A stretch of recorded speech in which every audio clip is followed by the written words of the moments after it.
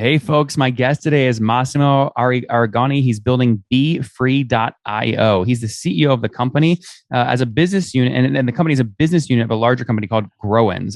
You can find them on Bloomberg. They're focused on democratizing content design. They've got a visual builder for email, pages, and pop-ups available at BeFree.io, and they're embedded into over 600 plus SaaS applications, including 40% of Gartner's quadrant for multi-channel marketing platforms. Massimo, are you ready to take us to the top? We're ready. I'm Yeah, still that's right. I'm still shocked a guy as creative as you. You're still getting everything you want out of working for in a subsidiary of a publicly traded company, but you're still enjoying yourself. Yeah, totally. It's there's pros and cons, but it's fun. Yeah. All right. So what's changed since we last spoke? Is the playbook still the same? Again, you were really white labeling these sort of page builders for other SaaS applications. It's a big space, as you know, democratizing design. You look at the last raise that Canva did, right? 40x their ARR. I mean, it's the space is just exploding, and we're playing in the same space, focused on designing emails and landing pages, now pop-ups too. About 50% of B is the embeddable editor. So SaaS companies that embed B in their platform just because it makes sense instead of developing their own. Mm-hmm. And then the other 50% is people, it's more like the Canva side. People that just come to BeFree.io and want to design emails and pages just faster with no friction. And so they sign up Mm-hmm. for that. Interesting.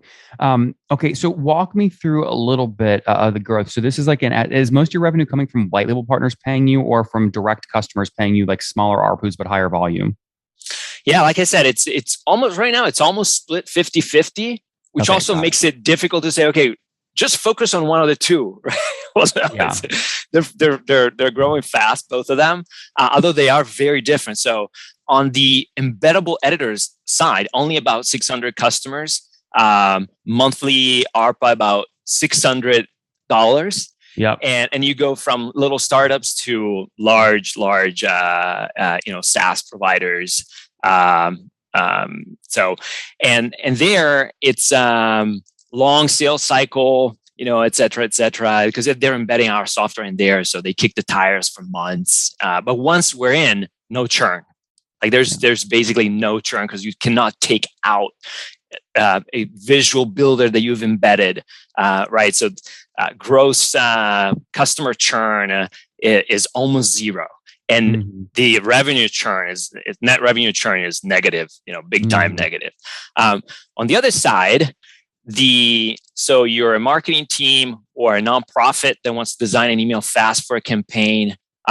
You go to BeFree.io and you sign up, and that's very much a product-led growth strategy. So there's the free editor that you don't even have to put in your email to use it, completely free. And then you upgrade to B Pro when you want more stuff. And that's similar to a Canva play. And so there, a lot of users, tens of thousands of users of the very free version.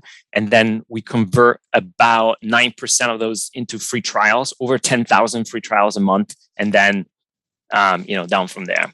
10,000 free trials a month. That's incredible. When people convert on the SMB thing, what's the average ARPU? What's ARPU there? It's about $25.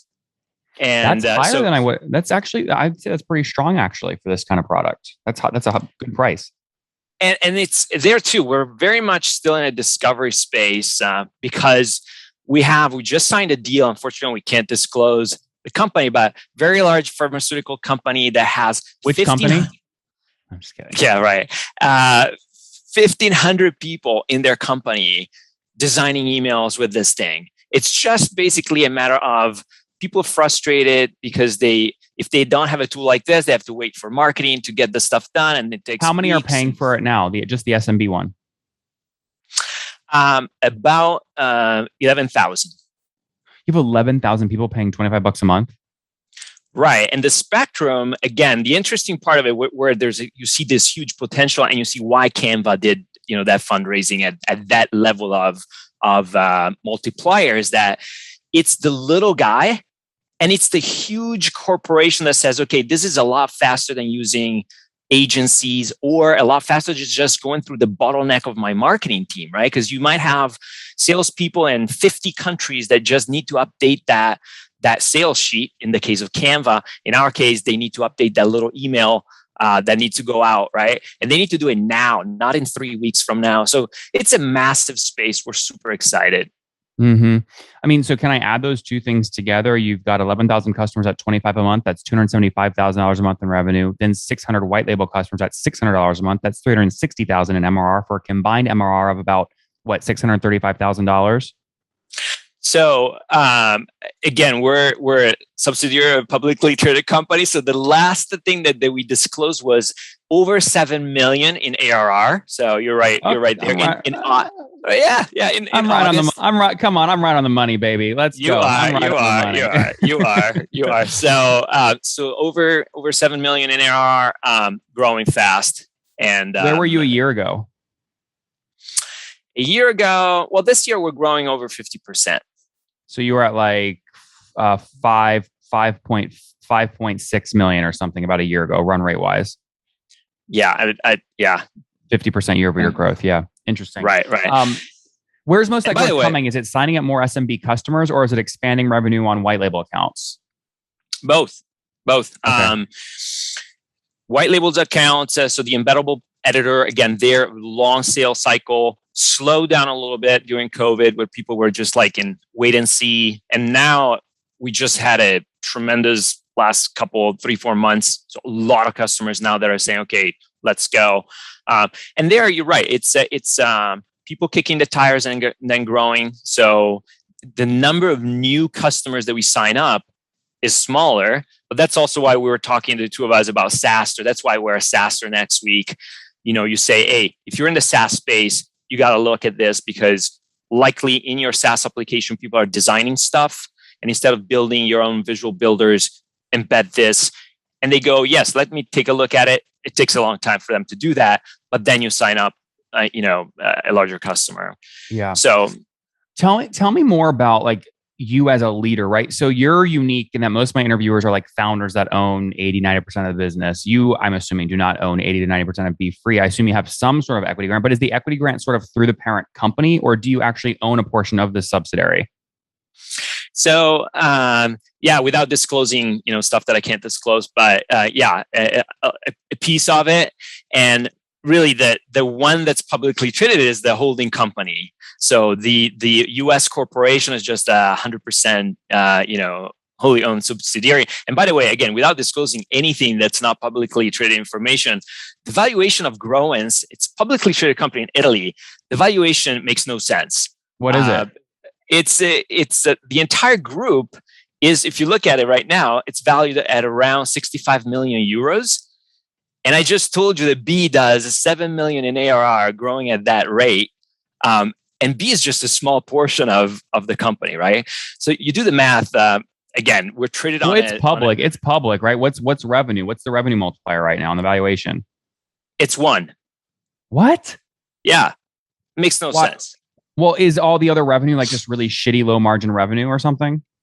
Not really. I mean, again, publicly traded information, publicly available information. Yeah, you can look at it, but EBITDA was, I think, 2.5 million in the first 6 months of the year. We just put out the H1 report. It's just that it's a small stock exchange in Italy without that much liquidity. So that's but if this was the case, Massimo, anyone listening right now, and we have a lot of people listen that are private equity firms, growth equity firms. There's a lot of buyers that listen to this show. They're immediately, and they should be thinking, why don't I go buy Be Free out of the subsidiary? Because if I just put it in the US and put it, here, we're going to get a 5x multiple on a 7.5 run rate. Why? I mean, I'm sure, have you been approached to do this? Why haven't you done it yet?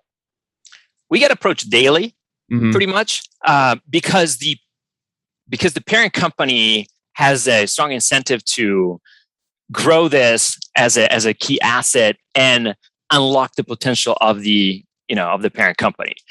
Which again, right now it's kind of stuck in a situation that's mostly due, we believe, to the small market that we're traded on in Italy, and obviously we're looking at options.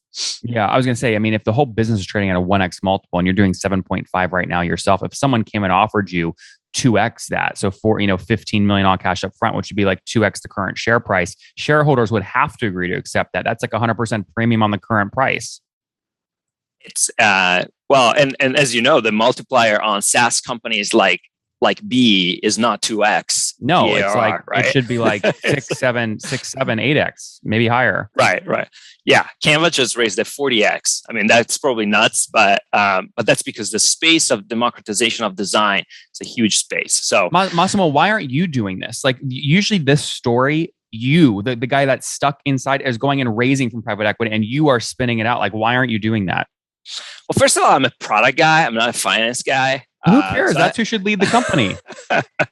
I have fun building products, and we're having a lot of fun building our products. And my colleagues are, worrying about the other stuff. And I do believe that we're going to unlock this thing pretty soon, because it makes no sense. So where we are right now, I think a lot of people simply have not understood what's inside Growens. And where we're, what this company is doing. We have investors also kind of, on the other side of the Atlantic that don't necessarily deal with SaaS multipliers every day. And so they just look at maybe EBITDA or, multipliers on EBITDA and that kind of stuff. So that's part of it. But yeah, no, I agree with you. Again, this is all publicly available information. Nothing that's not publicly available. Guys, Mainsail, I know you're listening. Level Equity, I know you're listening. SaaS Group, I know you're like, give this man $14 million and let him spin this company out. Hello, you're gonna like double your money very quick. If I had $14 million to do the check, I'd do the deal instantly. Okay. I don't think we're interested in selling it at that price, because this B has huge potential. Yeah, but it doesn't matter what you want to sell it at, because if that goes to a shareholder vote at a 2x premium on your current share price, it doesn't matter what you think. Like the shareholders they're gonna take that premium. Got it. But well, you're talking about the shares of the publicly traded company, though, right? I see. Yeah. Yes. Yeah. I mean, so what you would actually do is you would invest to take over enough shares of the publicly traded company to force a spin out of B. So you would need, 20% of 65 million, right? If you want to start, guys, there you go. Slowly start buying the share prices. There you go. Okay, there you go. We're a little barbarians at the gate here on the Latka podcast today. All right. All right, Massimo, I love this. Anyway, that's the strategy, right? That's what you would do. Again, we're traded on AIM, which is the smaller stock exchange. There's one in London and one in Milan, because the Milan Stock Exchange used to be owned by the London Stock Exchange, and these smaller, stock exchanges have less liquidity, which in the end, that's at the core of kind of the nonsensical valuation, we believe. Yeah, so, I hear you. What's the team size today? Only on B. B right now, I think we're 53, 54, something like that. How many engineers? Product plus dev is about 30 people. So very product focused. Yeah. Yeah, very heavy. Interesting. Any quota carrying sales reps? We have now it's 2 or 3 that are in that kind of profile. What's the quota? Like $1 million a year? I don't remember, honestly. I have to ask our sales. No, you're good. Good stuff, man. Let's wrap up here with the famous 5. Number 1, favorite book. Oh man. I just read the Hate You Give and the other 2 books that she wrote. Very very nice trilogy. So I'll go with that. That was a good book. Number 2, is there a CEO you're following or studying? So one of my favorites, he's not the CEO, but desk trainer at Intercom. Again, I'm a product person, and he's a fantastic product strategy person. One of my go-tos. Number 3, what's your favorite online tool for building a business? For building a business, let's see, what do we use a lot? I mean, we're using the Atlassian suite quite a bit. Mm-hmm. Slack a lot. I don't have a very favorite tool to build a business, though. I don't think so. What's married, single, kids? What's your situation? I'm married with 4 kids. Wow, how old are you? They're between 13 and 20. Oh, me. I'm almost 50. 50. Okay, and how many hours of sleep do you get every night? What's that? How much sleep do you get each night? I'm trying to get more, man. I think I'm between 6 and 7 right now. That's not bad. That's not bad. I can't believe you're 50, dude. You have the energy of like, you have it like my energy. It's great. What do you wish you knew when you were 20? I mean, traveling is awesome. It's one of the reasons why it's fun to work at a company that's headquartered in Italy. We just did a team retreat in Naples, which was fantastic. Guys, there you have it. Be free. They are, look at, they're a website builder, right? They're a website builder and other like WYSIWYG editor tools. But a lot of their revenue comes from taking their tech and white labeling it to other providers who then pay them $600 per month on average. They have 600 white label partners. That's 360 grand in MRR. Another 10,000 SMBs pay them, 11,000 SMBs pay them directly $25 a month for a combined MRR of, call it $635,000 a month. Over 7 million. They've said this publicly. Over 7 million bucks in ARR, growing over 50% year over year. Massimo, thank you for taking us to the top. Talk to you soon, Nathan. One more thing before you go. We have a brand new show every Thursday at 1 p.m. Central. It's called Shark Tank for SaaS. We call it Deal or Bust. One founder comes on, 3 hungry buyers. They try and do a deal live, and the founder shares back-end dashboards, their expenses, their revenue, ARPU, CAC, LTV, you name it, they share it. And the buyers try and make a deal live. It is fun to watch every Thursday, 1 p.m. Central. Additionally, remember, these recorded founder interviews go live. We release them here on YouTube every day at 2 p.m. Central. To make sure you don't miss any of that, make sure you click the subscribe button below here on YouTube, the big red button, and then click the little bell notification to make sure you get notifications when we do go live. I wouldn't want you to miss breaking news in the SaaS world, whether it's an acquisition, a big fundraise, a big sale, a big profitability statement, or something else. I don't want you to miss it. Additionally, if you want to take this conversation deeper and further, we have by far the largest private Slack community for B2B SaaS founders. You want to get in there. We've probably talked about your tool if you're running a company or your firm if you're investing. You can go in there and quickly search and see what people are saying. Sign up for that at nathanlatka.com/Slack. In the meantime, I'm hanging out with you here on YouTube. I'll be in the comments for the next 30 minutes. Feel free to let me know what you thought about this episode. And if you enjoyed it, click the thumbs up. We get a lot of haters that are mad at how aggressive I am on these shows, but I do it so that we can all learn. We have to counter those people. We got to push them away. Click the thumbs up below to counter them and know that I appreciate your guys' support. All right, I'll be in the comments. See ya.